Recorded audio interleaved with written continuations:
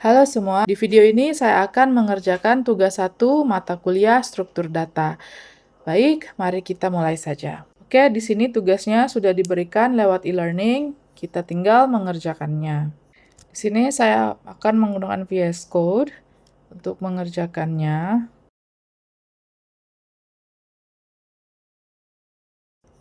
Ini saya rename saja jadi tugas 1. Oke, kita sudah punya ini semua. Sekarang soal pertama, buatlah sebuah deklarasi variabel dengan tipe data float yang bernama struktur baris. Oke. Jadi pertama adalah membuat struktur data float dengan yang bernama struktur baris. Struktur baris. Di sini saya langsung kasih value-nya saja. Misalnya 3,32. Nah, karena ini float, kita harus pakai huruf F dan kita kasih semicolon. Oke, sekarang kita coba print. Apakah berhasil atau tidak kodenya? Sudah ada di sini 3,32. Oke. Selanjutnya adalah nomor 2 itu buatlah sebuah deklarasi variabel dengan tipe data string yang bernama susun kata baru yang berisi kata pemrograman struktur data Java. Oke, kita buat tipe string, data type-nya string, susunan kata baru, pemrograman struktur data Java. Oke, sekarang kita coba print susunan kata barunya. Ini sudah ada di sini. Pemrograman struktur data Java-nya sudah tampil di sini ya. Kita lanjut ke nomor 3. Buatlah pendeklarasian array 1 dimensi dengan nama 8 angka. Tipe data integer yang berisi angka ini.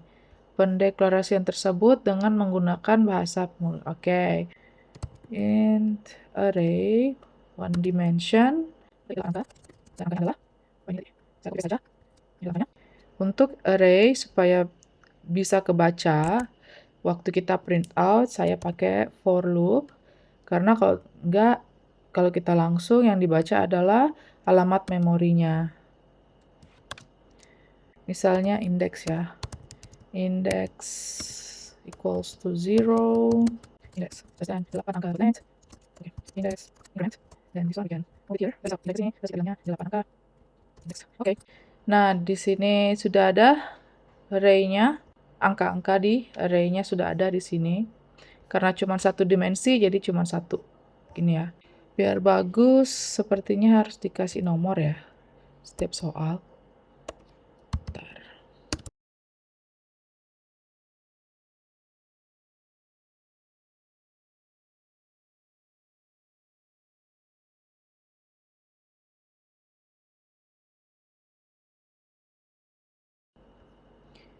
Oke, kita lanjut ke nomor 4. Buatlah pendeklarasian array 2 dimensi dengan nama 2 angka, tipe datanya string yang terdiri dari 3 baris 3 kolom. Isi baris dan kolom berisi angka berikut. Oke, ini angkanya.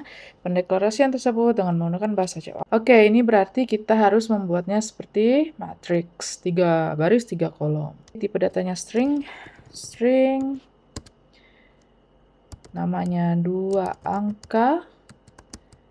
Oke, ini array 2 dimensi.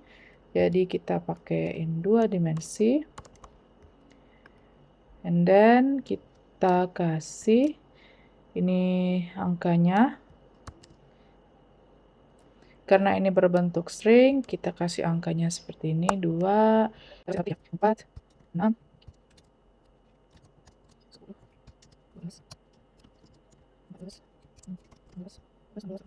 Sekarang kita buat lagi for loop-nya.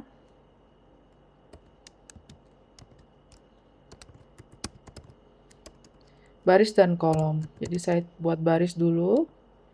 Baris 0, baris dan 2 angka, dan baris isi penting. Oke. Kita nestedkan for loop-nya. For karena sekarang kolom 0, plus 2 angka. Nah, lengthnya sesuai dengan yang tadi. Oke. Dan kolom. Nah, sekarang ini kita print. Ini print 2 angka. Array baris. Array kolom. Plus tab. Biar kelihatan nanti seperti lanjut ke sini. Kita kasih out. Nah, sekarang saya clear dulu. Oke, kita run. Sudah berbentuk seperti matriks ya. 2, 4, 6, 8, 10, 12, 14, 16, 18. Seperti itu. Oke, kita lanjut ke nomor 5. Buatlah deklarasi linked list dengan nama urutan list angka yang memiliki list nomor ini. Oke, kita buat. Oke, ini saya komen aja dulu. Oke, jadi untuk nomor 5, ini pakai linked list, kita harus import dulu kelas linked list-nya. Oke, saya akan import juga array di sini.